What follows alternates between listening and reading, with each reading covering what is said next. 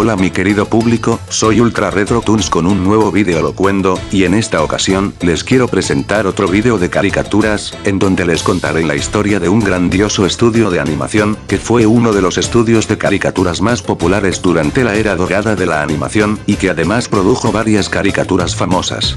Y sí, como vieron en el título, esta vez vengo a hablarles sobre la historia del estudio de animación de la Metro-Goldwyn-Mayer.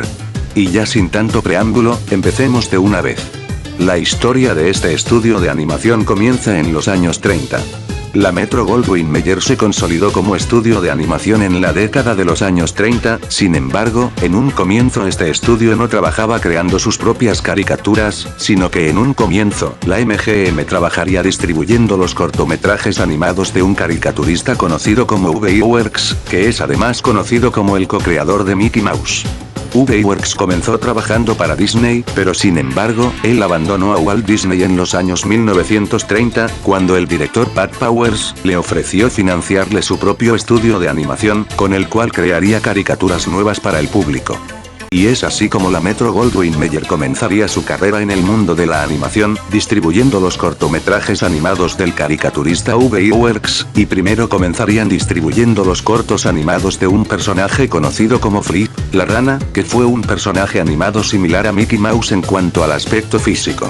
El primer cortometraje de la rana Flip, conocido como Fiddlesticks, fue estrenado en los cines en los años 1930, siendo además reconocido como el primer corto de dibujos animados en ser creado completamente a color. Este personaje llegaría a protagonizar un total de 33 cortometrajes animados desde 1930 hasta 1933, y el personaje oficialmente dejó de ser producido en el año 1933, ya que gozó de muy poco éxito durante su carrera cinematográfica. Luego del gran fracaso que fue la serie animada de la rana Flip, V.I.Works crearía a un nuevo personaje de caricaturas para su estudio, y ese personaje nuevo sería Willy Whooper, un niño animado alegre que protagonizaría algunos cortos animados desde 1933, en reemplazo a la vieja estrella de I-Works que era Flip. Sin embargo, la existencia de este personaje no pasó del año, y finalmente Willy Whooper dejó de ser producido en 1934. Luego del gran fracaso que fueron las caricaturas de V.I.Works, la MGM dejó de distribuir los cortos animados del caricaturista V.I.Works en 1934, y rompieron lazos con él y con Pat Powers, y pasarían a buscar otra forma de distribuir nuevas caricaturas para el público. Entonces, en 1934, llegan al estudio de la MGM los caricaturistas Hugh Harman y Rudolph Ising, quienes fueron unos ex animadores de Disney, y que además trabajaron en el estudio de la Warner Bros., produciendo los primeros cortometrajes de Looney Tunes y Merrie Melodies. Ellos abandonaron al estudio de la Warner Bros. En 1933, debido a problemas con el presupuesto, y además se llevaron los derechos del personaje Bosco con ellos. Y luego cuando llegaron a la MGM, ellos fueron contratados para producir nuevos cortos animados para la empresa, y es así como en el año 1934, ellos crearían una serie animada similar a las Silly Symphonies de Walt Disney, la cual se llamaba Happy Harmonies, o también conocida como Armonías Felices. Esta serie animada consistía en varios cortometrajes musicales, en donde no se usaban personajes continuos. Y en algunos cortos de esa serie animada, Bosco llegó a aparecer protagonizando nuevos cortometrajes. Esa serie animada duró desde 1934 hasta 1938. Y en total fueron producidos unos 36 cortos de dibujos animados. Y aún así, la serie gozó de muy poco éxito, y debido a problemas de presupuesto con los cortos de Happy Harmonies, Harman e Ising fueron despedidos del estudio en 1937, y la MGM pasaría a crear su propio estudio de animación, el cual estaría liderado por Fred Kindy, un hombre con poca experiencia en la industria de la animación. A partir de allí, la MGM empezaría a crear sus propias caricaturas, y en el año 1937, ellos producirían una nueva serie animada para el estudio, que fue conocida como The Captain and the Kids, o también conocida como El Capitán y los Pilluelos. Esta serie animada se centraba en las aventuras de una familia desafortunada, y la caricatura fue una adaptación animada de una tira cómica del mismo nombre creada en 1897. A pesar de que la serie del Capitán y los Pilluelos tenía muchas expectativas para el estudio, esa serie animada gozó de muy poco éxito, y fue un total fracaso para el estudio, por lo que la serie animada fue cancelada en 1938, y solo fueron producidos unos 15 cortos de dibujos animados. Mientras tanto, en el año 1938, el estudio de la Metro-Goldwyn-Mayer pasaba por una crisis, ya que sus caricaturas gozaban de muy poco éxito. Sin embargo, en el año 1938, Harman e Ising vuelven al estudio de la MGM y son recontratados, y esta vez son asignados para trabajar en el nuevo departamento de caricaturas, el cual estaba liderado por Fred Quimby. Y esta vez, debido a la crisis por la que pasaba el estudio, la Metro-Goldwyn-Mayer decidiría dedicarse a crear exclusivamente diversos cortometrajes animados para el estudio, pero esta vez con personajes no recurrentes, o sea, con personajes que nunca más vuelvan a aparecer en el estudio, para así evitar que cierren el estudio de la Metro, debido al fracaso de la animación creada en ese entonces. Y así pasó, Harman e Ising colaboraron en el estudio como productores y directores, creando varios cortos animados con personajes no continuos. Entre los cortos destacables del estudio, quisiera nombrar a dos, uno de ellos es conocido como Peace on Earth, una caricatura dirigida por Hugh Harman en el año 1939 que está ambientada en Navidad, y que fue hecha en la época de la Segunda Guerra Mundial. Este corto muestra la historia de unos animales, que viven en un mundo post-apocalíptico, en donde la raza humana desaparece debido a la guerra.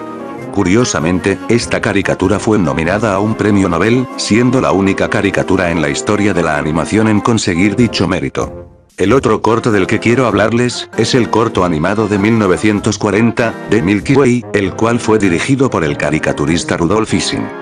La trama de esta caricatura, se centra en unos tres gatitos, que al ser castigados por su madre por perder sus guantes, se van a la cama sin poder tomar la leche que tanto ansían. Sin embargo, luego en el corto ellos terminan viajando al espacio, en donde se encuentran con la Vía Láctea, un lugar que está repleto de leche y productos lácteos. Y al final del corto, luego de que los gatitos toman leche en grandes cantidades en la Vía Láctea, ellos terminan descubriendo que el viaje al espacio solo fue un sueño. Este corto, además de ser conocido como uno de los clásicos más memorables de la MGM, también fue ganador de un premio Oscar en la categoría del mejor corto animado del año, siendo la primera caricatura de la MGM que gana un premio a la Academia, y siendo el primer corto de dibujos animados que no es de Disney, que gana un premio en la ceremonia de los premios Oscar. A pesar de que la MGM se iba a dedicar a crear exclusivamente cortos con personajes no continuos, en los años 40 se crearían a algunos de los personajes más famosos del estudio. En el año 1939, Rudolf Ising crearía a un nuevo personaje para el estudio, basándose en Wallace Beery, y en sí mismo para la creación del personaje, y ese personaje sería conocido como el oso Barney, un oso que solo buscaba paz y tranquilidad para poder dormir. Su primera aparición sería en un cortometraje de 1939, titulado The Bear That Could Sleep, que traducido al español significa el oso que no podía dormir. En ese corto, en la época de invierno Barney trata de hibernar, por lo que se queda en su casa para dormir tranquilamente. Sin embargo, a lo largo del corto el oso no puede dormir, debido a los ruidos que ocurren dentro de su casa. Para 1941, se producirían más cortos del personaje, por lo que Barney se convertiría rápidamente en el nuevo personaje estrella del estudio de animación de la MGM. Y ahora, para continuar con el vídeo, les dejaré con mi asistente para continuar con la historia de este estudio. Hola mis amigos, soy Nicole y esta vez vengo a continuar con este video, hablando del estudio de caricaturas de la Metro-Goldwyn-Mayer. Pues bien, para el año 1940, surgirían los personajes más populares y emblemáticos del estudio, que son ni nada más ni nada menos que Tom y Jerry, el gato y el ratón más populares en el mundo de las caricaturas. Estos personajes serían creados por los caricaturistas William Hanna y Joseph Barbera en el año 1940. Ahora les hablaré sobre la creación de estos personajes.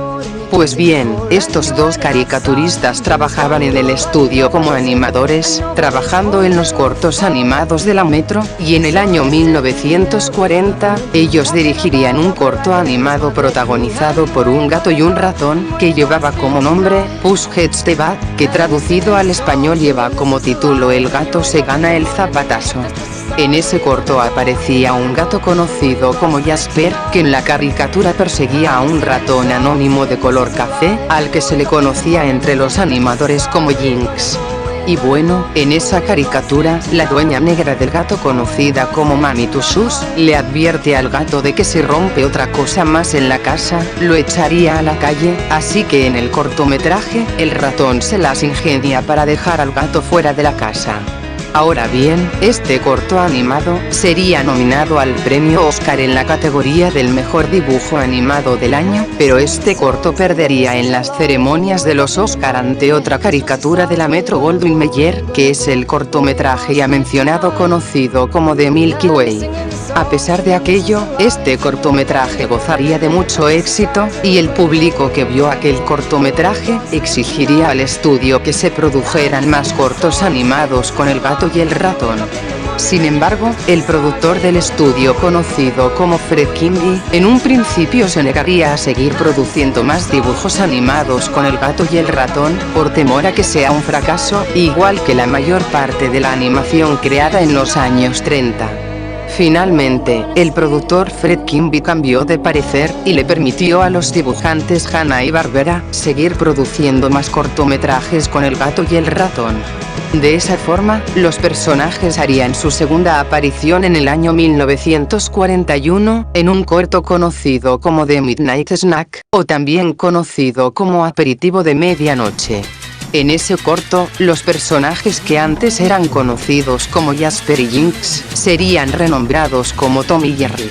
La serie animada del gato y el ratón iría mejorando tras los años, y rápidamente Tom y Jerry se iría convirtiendo en la serie animada más popular del estudio de la Metro-Goldwyn-Mayer.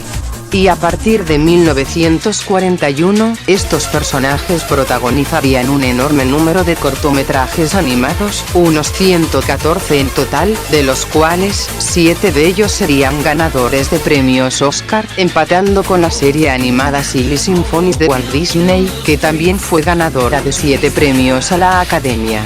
Así fue como Tom y Jerry se convirtieron en uno de los personajes más famosos de las caricaturas, y gracias a esa serie animada el estudio de la Metro pudo salir adelante.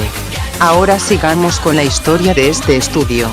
En el año 1941, Hulk Harman abandona el estudio de la Metro, para así irse a trabajar creando cortometrajes para el ejército de los Estados Unidos, y su colega Rudolph Ising le siguió en 1942. Sin embargo, en el año 1942, llegaría un nuevo caricaturista al estudio de la Metro-Goldwyn-Mayer, y ese caricaturista sería el mismísimo Tex Avery, un famoso animador que comenzó trabajando en el estudio de la Warner Bros., y que llegó al estudio de la Metro en busca de trabajo. De esa forma, este caricaturista es contratado para el estudio en ese mismo año. El primer cortometraje que dirigiría este caricaturista para la Metro-Goldwyn-Mayer sería el cortometraje de 1942, Blitzwolf, que fue un cortometraje de propaganda de la Segunda Guerra Mundial, en donde parodiaban al régimen nazi. En este corto, aparecían unos 3 cerditos que estaban en plena guerra, y esta caricatura era una parodia del cuento de los 3 cochinitos, pero a diferencia de la historia original, en este corto la historia era ambientada en la época de la Segunda Guerra Mundial, y en el cortometraje, el lobo representaba al más grande dictador de esa época, que era ni nada más ni nada menos que Adolf Hitler. El cortometraje Blitzwolf sería nominado al premio Oscar en la categoría del mejor dibujo animado del año, y como la caricatura gozó de mucho éxito, Tex Avery siguió produciendo en el estudio más cortometrajes animados, y en el estudio dedicó más de una década a crear varias caricaturas alocadas y chifladas, con diversos personajes no continuos. De esa forma, el estudio de la Metro fue mejorando considerablemente en sus caricaturas, gracias a las influencias del gran Tex Avery, y este caricaturista dirigiría varios cortos destacables pertenecientes a la era dorada de la animación, de los cuales quisiera nombrar a uno. El corto que quisiera nombrar es la caricatura de 1943, Red Hot Riding Hood, la cual era una caricatura que parodiaba el cuento de Caperucita Roja y el Lobo. En ese corto, aparecía un lobo en un bar que iba a ver a una joven sexy bailando en el bar, la cual era conocida en ese entonces como Red. ese cortometraje gozaría de un gran éxito, sobre todo entre los fanáticos de la animación, pero no solo Tex Avery crearía cortos con personajes no continuos, ya que en 1943, él crearía a uno de los personajes más famosos del estudio de la Metro, que es ni nada más ni nada menos que Droopy, el personaje más famoso de Tex Avery para la Metro-Goldwyn-Mayer.